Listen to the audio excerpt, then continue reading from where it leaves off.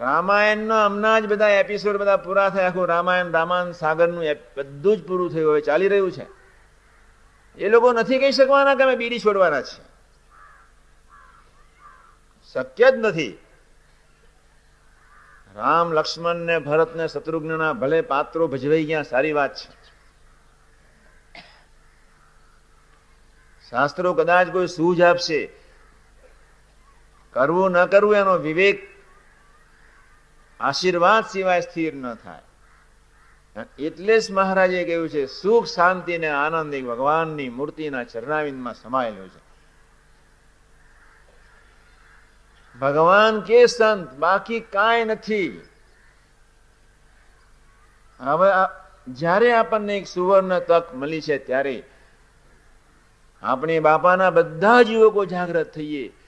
સ્વામીજીને યોગો ખૂબ ગમતા હતા. આપણે જાગૃત થઈએ યોગી શતાબ્દીના આકારે થવા માટે. 2 દિવસથી હું કહું છું ખરેખર આ દીકરા થવું છે.